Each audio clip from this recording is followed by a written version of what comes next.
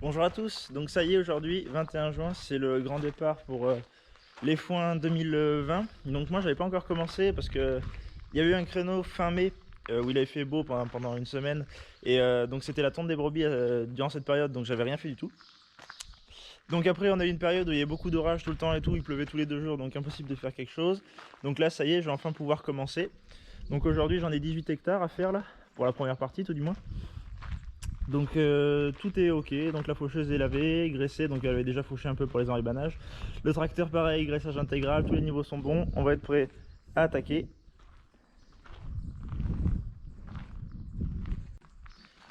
Là comme depuis plusieurs années maintenant, en faucheuse j'ai une Pottinger, une Nova 4 305, donc qui fait 3 mètres de coupe, et toujours devant le New Holland.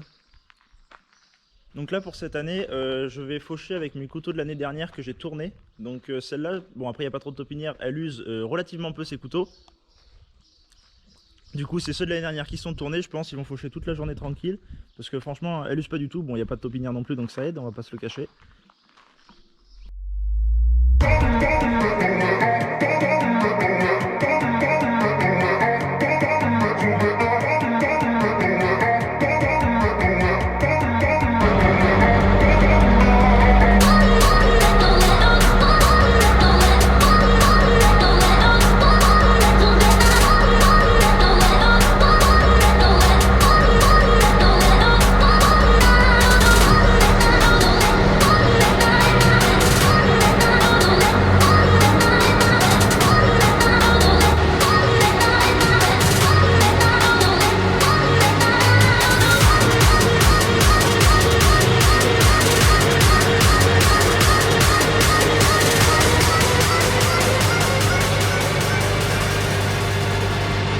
Alors là ça y est, je viens de finir cette parcelle. Alors elle avait une particularité, c'est vu quand même qu'on est assez avancé dans la saison, on est au 21 juin et c'est que la première couche, j'avais pas fauché avant.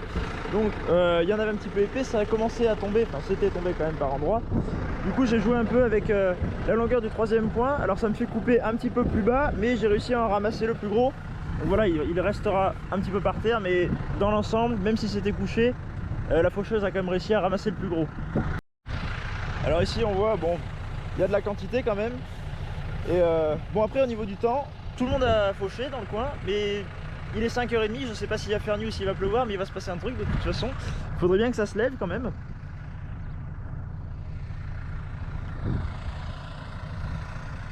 Donc là maintenant il va me rester 4 hectares à faucher pour aujourd'hui. On va voir la tête des couteaux quand même.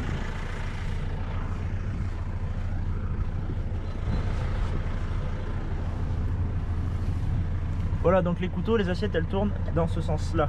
Donc c'est ce côté-là qui coupe là. Là on voit c'était avant, ils avaient été tournés. Donc là de ce côté-là ils sont morts. Je les ai retournés, donc actuellement c'est ce côté-là qui coupe. Donc c'est bon, ils ont presque la même tête que ce matin. Il n'y avait pas trop de topinière, alors ils n'ont pas vraiment vu la différence. Après, impeccable, ça a l'air d'être bon, donc on va continuer.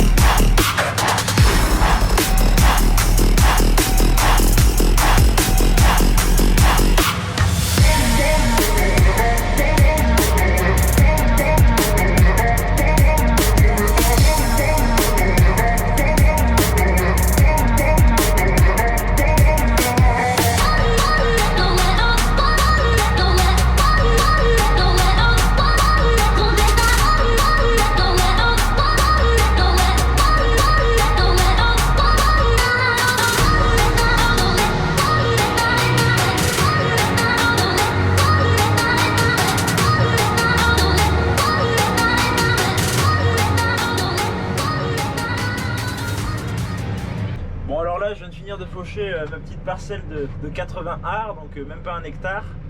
Et comment dire, va falloir qu'il fasse beau. Parce que bon, il y en a un petit peu. déjà de base la parcelle elle est un peu humide. Il y en a un petit peu et là il va falloir faire sécher tout ça et là je sais pas comment je vais faire. Parce que s'il fait ce temps gris là pendant 6 jours, on va avoir des problèmes. Et là bon, il doit y avoir un peu de botte quand même.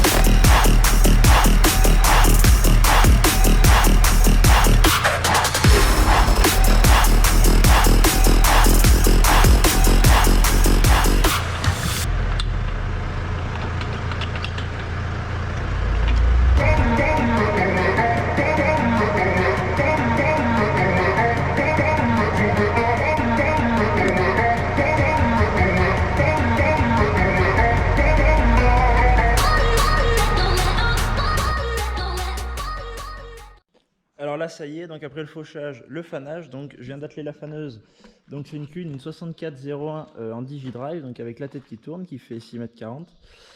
Là maintenant je vais lui faire un graissage intégral, donc je vais mettre un petit peu de graisse dans tous les graisseurs, histoire de repartir ok pour la saison, puis on va les faner.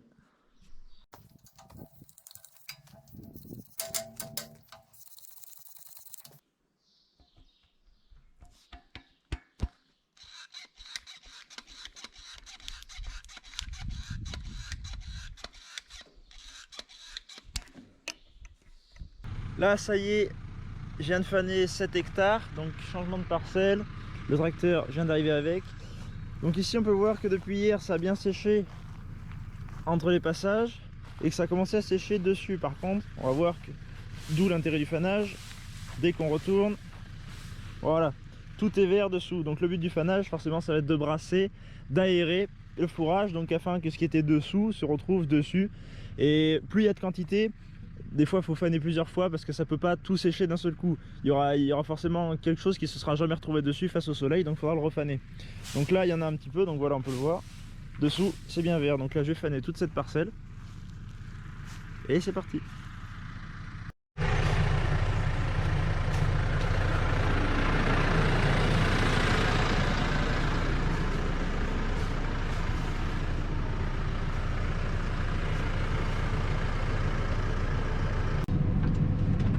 Bon, commencez par déplier la machine.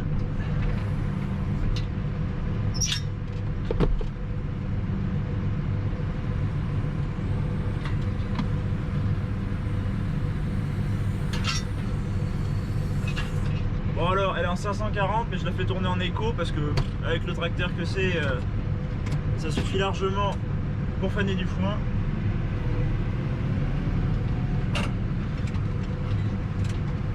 En fait le principe de l'économique c'est que le tracteur va tourner à 1500 tours minute au lieu de 2000, donc on va gagner 500 tours et la faneuse tournera exactement à la même vitesse. Donc le tracteur il a besoin de tourner beaucoup moins vite parce qu'une faneuse techniquement ça ne demande pas du tout de puissance.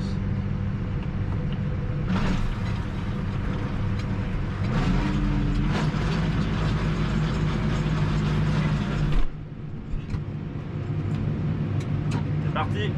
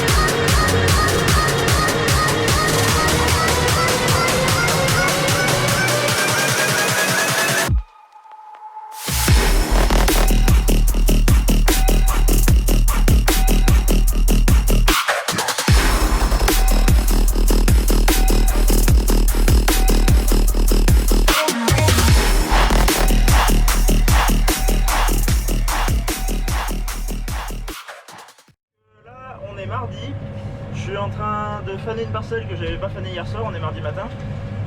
Donc maintenant j'entends un peu tous les sons de cloche, il y en a qui disent qu'il va pleuvoir vendredi, ou peut-être même jeudi soir, ou d'autres samedi, moi j'ai mon samedi dimanche, enfin, bon, j'en sais rien, j'espère que ce sera sec, que je vais pas me faire avoir quand même, et de toute façon il y a des endroits où ça va être obligé d'être fané 2-3 fois, parce qu'il y en a tellement épais que ça sèchera jamais tout d'un seul coup, donc j'espère que la pluie va pas se pointer trop tôt, de façon quand même que j'ai le temps de tout botteler avant la pluie.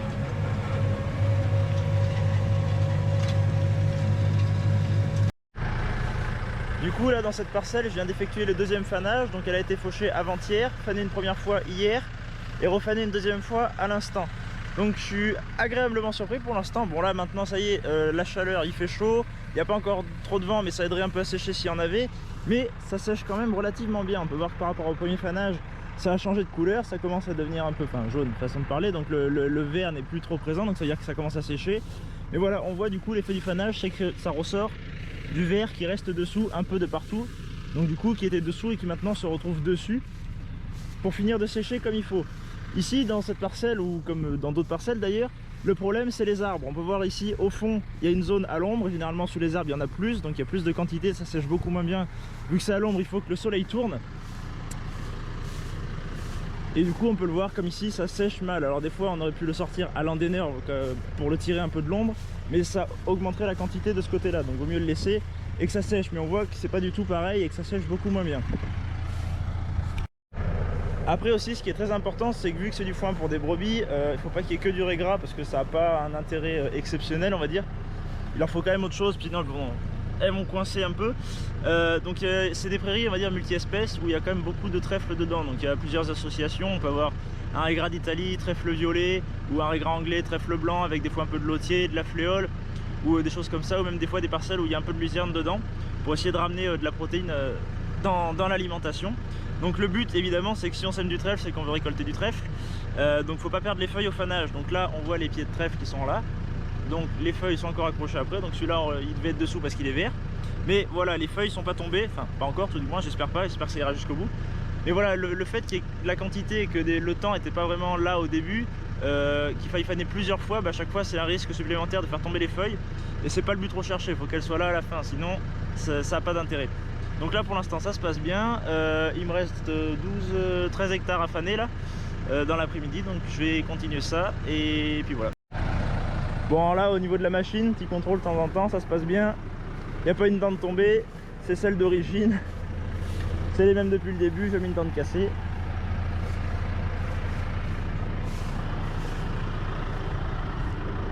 Donc là je vais aller continuer de faner comme je vous disais. Avant je vais passer un coup de flotte sur les ailes là, et à l'avant de la faneuse parce que je suis sorti dans un chemin et j'ai fait un joli merdier, du coup je vais enlever ça. Et au passage je vais en profiter pour refaire le plein. Parce que j'ai la mauvaise habitude de tirer à fond sur mes réservoirs pour chercher la limite. Enfin, quelquefois je l'ai trouvé. Donc là il commence à pétrouiller au démarrage. Ça veut dire cousin remets-moi du GNR sinon ça va pas le faire. Donc c'est ce que je vais faire parce que éviter de tomber en rade quand même. Allez feu.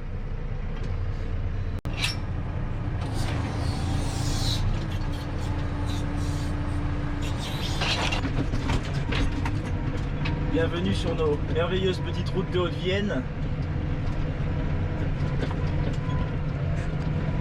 Des trous, des bosses, plat comme un champ de patates le truc, super.